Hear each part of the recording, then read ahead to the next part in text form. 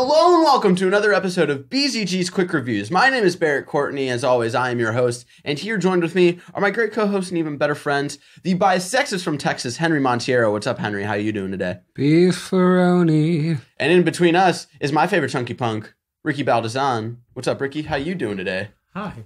Hi. You're just normal. Hi. You're not even going to go along with whatever Henry does. Nope. Beefaroni. Very impressive. If you don't know what we do here at Quick Reviews, each of us bring in 1 to 3 items to do 1-minute reviews on.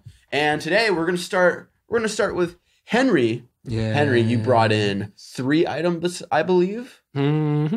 Okay, just let me get my timer here. We try to stay true to the Quick Review name and make sure it's just 1 minute. So you can start your first quick review, Henry, right now. Okay, my first review is of The Simpsons premiere featuring Lena Dunham. No? Simpsons stop? Yeah, you say that every time you review a Simpsons episode. I know. Because it's either too average to complain about or this. Simpsons just needs to end at this point. I used to be a person who was like, the new seasons aren't that bad, but no, they're getting that bad. I just want it to end now. Yeah. You have 8 seasons to work with. Yep. Please just stop. Matt Groening. What was the problem with this episode? It wasn't funny. Oh, okay. And it was all built around this idea of like, ooh, Homer and Marge are going to break up. But guess what? It's a dream. It's a dream? Yeah. Oh, wow. What a fucking surprise. So it made me It's like the end angry. of Lost all over again. Yeah. Yeah, they were in church the whole time. Yep. And no, I want this to stop. Okay, so what score do you give it? I give it a... Cool. And if you don't know, we have 3 main scores. We got Yee, which is our good review, or which is like all right, and then it's just it sucks. It needs to stop. And everything in between. And everything in between. We got special scores and stuff, but we won't talk about those right now. Henry, that was your first review. Are you ready for your second review? What do you think of... How do you feel about Brooklyn Nine-Nine spoilers? I'm fine with them. Yeah. Yeah. Okay. You can start now. My second review is of the Brooklyn Nine-Nine season premiere. Yep. They're in their 3rd season. Yep. And I'm just glad that my favorite couple on the show is finally together. Yeah. With Jake and Amy. Mm-hmm. They're adorable. I love them. Okay. I felt like Bill Hader was misused. He was just kind of loud. Mm. And I won't say that much because you will probably say way more about it. Okay. So, I give it a yee. I look forward to the season. I like the show. Okay, cool. All right, that was your second review. And your third review, you can start right now. You remember that Taylor Swift album that came out last year? 1989, yeah? Yeah, so Ryan Adams covered that whole album as an alt country album. Okay. This is the greatest thing I've ever heard in my life. Cool. This is amazing, and I love every second of it. Cool. Yeah, it was actually, you were playing it earlier. It was really calming. Yeah, it's weird. Like, it's kind of similar to when Ryan Adams did a cover of Wonderwall, and it was actually really good. It's just like, it's funny, but also really nice just to hear. Okay. I'd say it's Ryan Adams' best album since 2002. Cool. So yeah, I liked it. It's calming. It gives me a nice back massage. Okay. Well, what's the score that you'd give it? I'll give it a yee. A yee? Solid yee? Cool. All right. That was nice. Thank you, Henry. You look really nice today. Thank you. You got the Nick Cage shirt. When did you get this Nick Cage shirt? I don't know, like a week ago. I was like, that's a new one. I was going to wear it to last week's show. But you decided against it? No, because I was with him. Oh, okay. Oh, yeah. That's true. Yeah, you slept over last week and then you didn't invite me. We're dating. All right, so those were Henry's reviews. And next up, we've got Ricky. Ricky, you brought in 3 items as well. Yes, I have. All right, and your first review, you can start right about now. So over the weekend, I went to the movies. There's nothing really out that's worth seeing right now. Yeah. So I went to go see The Visit. That's something else that's not worth seeing. M. Night Shyamalan. M. Night, I didn't even know he directed it until I shot there, and it said so. And you just went, oh no. Yeah. I'm not even gonna bother asking about if spoilers are okay or not. So I don't give a shit. Yeah. No. So there's the little brother is like the comedy to the whole thing. Okay. Where he's like a white kid but also trying to be a rapper. Okay. So like that's what's funny about it. Okay. There's a moment when the grandpa fucking smears shit on the boy's face. Gross. Can I say the twist? Yeah, what's the twist? So the twist is those aren't even their grandparents. Well, that's obvious. They're patients at the local psych ward that the grandparents volunteered at. They killed the grandparents. I was surprised that this was the twist because it actually kind of made it worth the money that I spent. It was like a good twist. It was like a good twist. Like that's cool. What was worth it because it was like I like how they played it out in the movie. And also because I expected there to be aliens or some shit after that. So I mean, I give it an eh. Like overall, it was like whatever, but there were like some good parts. Like it had its moment, like because I think this is like his best work, like as best as any. Oh, really? Since Sixth Sense. Like Sixth Sense was fucking awesome. I forgot that Sixth Sense was his. Okay. Not his best work. The closest he's gonna get to Sixth Sense. Okay. All right. It was whatever. Better than The Last Airbender? Yeah. And then you got a couple more to review. All right, you can start your second one now. So the second review is of the first episode of Scream Queens. No one fucking told me this show was every episode's 2 hours long. Oh, really? Like we're fucking watching well, movies. Are you sure that wasn't just for the premiere? It might have just been for the premiere. I hope it's just for the premiere. Yeah, because the Twin Peaks first episode was 2 hours long. Yeah. It's super campy. It's very stupid.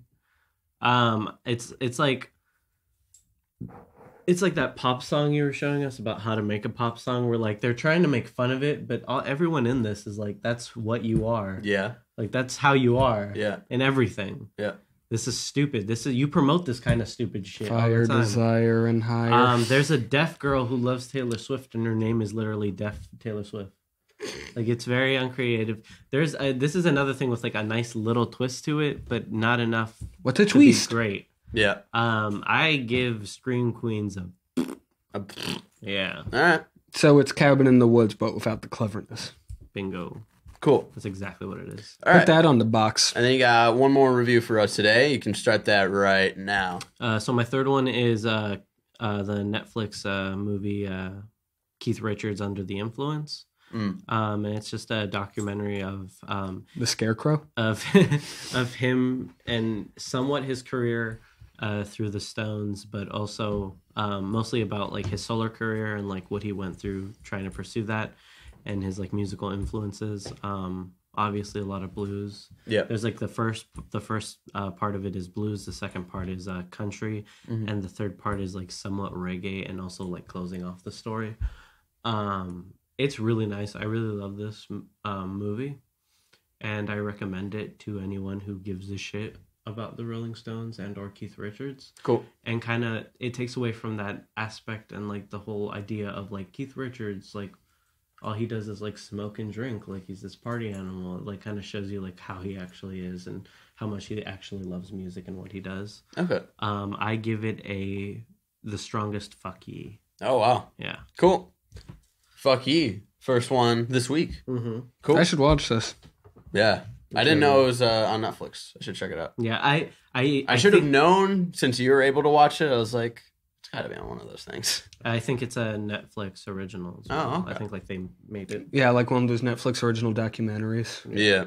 They've been doing a lot of those. You should check them out. Yeah. Was the punk singer one of those or No. The one about Kathleen Hanna from Bikini Kill? Yeah, no, that wasn't an original. The Kurt Cobain one?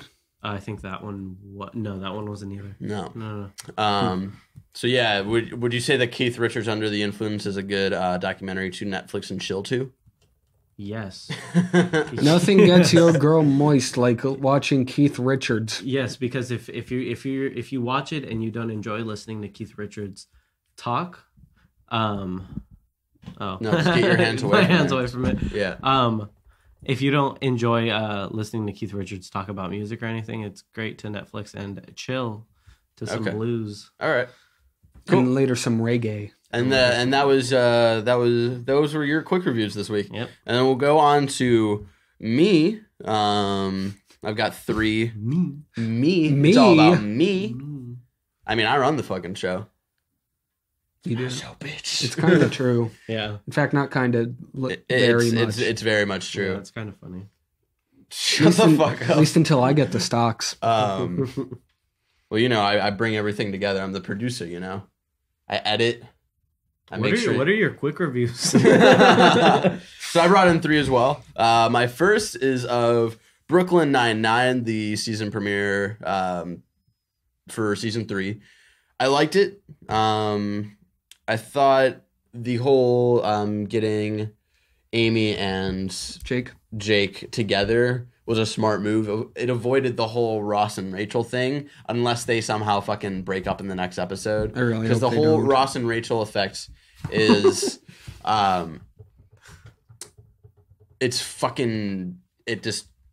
maddening when people do that, where it's like, oh, they're almost together, and then they decide not to be. It's like, just fucking be together, all right? You mean like how all of Teen Titans was with Robin and Starfire? Exactly. Yeah. So, like, I thought it was smart that they avoided that. Bill Hader, I think he had like a rocky start. Like when he was in like the intro, I was like, oh man, he is not funny like right now. Like he is nowhere near where he needs to be. And then he grew on me throughout the episode of just like how ridiculous his character was.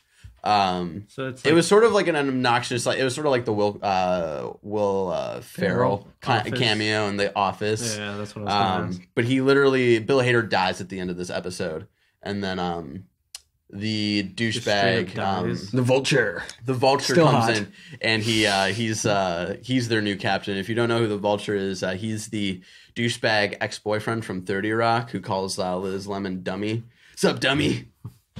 So that's how this episode ended. I thought it was so good. I thought that was really cool. Captain Holt had a sort of weird side plot that I didn't really give a shit about, which sucks because I just want him back on the team. Help me with that pigeon head. Yeah, so I'd rather either get Captain Holt a story where he's trying to get back on the team, or don't tell me like what's going on with his life. You know, it was just sort of boring. It was just to fill time. So what's your rating? I'd give this episode a soft yee. You know, I thought it had really good moments. It did some things right, but there are still like parts about it I was like, oh man. The thing I love about Andre Braugher on that show, Holt, is he just brings this intensity to everything. He's always doing like an audition for Long Day's Journey into Night, which makes everything he says really funny. Like when he just goes, Polly. Or my favorite is when he gets addicted to the Quasi Cupcakes game. Yeah. It's Quasi with a backwards W. How do you have a backwards W? That's impossible. He's just really intense about everything. You need to watch the rest of the show, Ricky. I will. Yeah, it's good. It's what I will do when I leave here. Okay. It's like I legitimately thought like, oh, this is going to be terrible, and then I watched the first episode. And the outer layer has that sense of like really bad sitcom, but then it grows on you. So. And I had in the muffin, and I stepped on the muffin. My second quick review this week is the premiere of the new Muppets show, aka 30 Rock Muppets. It's got that 30 Rock feel to it, where it's all basically sort of like behind the scenes about like making the show. It's not even like them making a Muppet show. The show is Late Night with Miss Piggy or whatever, or Late Show with Miss Piggy. And it's them about like writing that show, and sort of like Kermit being like the Liz Lemon, and Miss Piggy sort of being like Tracy Morgan / the blonde girl on that Jenna. Jenna, yeah. So it's sort of like that, and I weirdly like it. Like I like what they're doing with that. Yeah. It gives it like an interesting aspect to like what that show could be. Something that I didn't like was the whole like one-on-one interviews that they do. Like they make it like full reality, where sort of 30 Rock, it was sort of like a documentary, but it totally wasn't. So it's like Modern Family. It's like Modern Family in a way. But the thing that annoyed me about it was that they were making fun of one-on-one interviews, but they kept doing it. And it was like, all right, if you know that they're corny and dumb, like, why are you doing this? You know?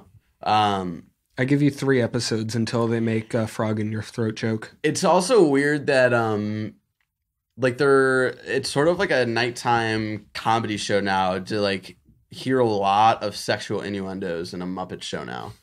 A lot. Like, a lot. Like, Henry. Like the equivalent to Butterfly Effect and Until It's Dawn. fucking a lot that they, like, do all of these fucking sexual innuendos. It's like, all right, I get it. And they're not even that great. So that was something. Man, that band is always happy. Yeah, legally now. The old guys, Statler and Waldorf. Yeah, they had a couple of good parts, but there wasn't enough of it. I promise you they're going to move them back up to like a balcony seat before the season ends. Yeah.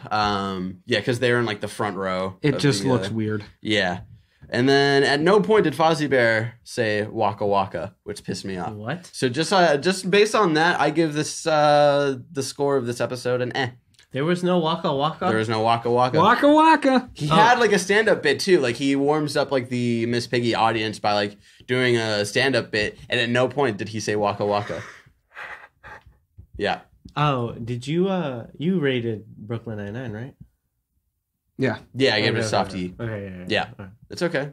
I know what I'm doing. I was just making I know you just got me. I'm looking forward to how this show grows. Yeah. I have faith that it will get good. Yeah, I hope that they listen to like some of the critiques, because I'm not the only one who feels that way of like the one-on-one interviews were sort of dumb. And the innuendos. Yeah, the amount of innuendos. So I hope that they listen to their audience and they sort of grow it. It reminds me a lot of the beginning of Parks and Rec, where Parks and Rec was trying way too hard to be The Office. Yep. And then once they realized that people didn't want that, they became their own entity, and that's when people started to pay attention to that show. Here's what I think happens. If a show has a good premiere, then the first 2 seasons will be pretty good, and then it'll go way downhill. Yeah. Like Modern Family. Mm-hmm. And I really hope Fresh Off the Boat doesn't end up like that. No, it doesn't. Either. It probably will. Damn it. But if a show has a really bad premiere, it'll usually get a lot better, like Parks and Rec. Yeah. Because like the first season of that show is awful. Yeah. And then it's amazing. Yeah. All the way through. So I think that's what's going to happen. Like the first season will be a little rocky, and then they're finally going to figure out what they're doing. Yeah. Don't immediately hate on the Muppet Show. I would say, like, try to give your support. Just try to give like good feedback to the people who are making the show. Just try to make the show good, because who doesn't like the Muppets? That's what I'm going to say. I love the Muppets. Yeah. Just like that franchise, you know? Yeah. When I turn 21, I'm getting a tattoo of Kermit somewhere on my body. You know you can get a tattoo at 18, right? My dad lied to me? I don't think he understands. No, like I'm not joking about that. You could get it. My dad told me you have to wait till you're 21. Okay. That's still living at his dad's place.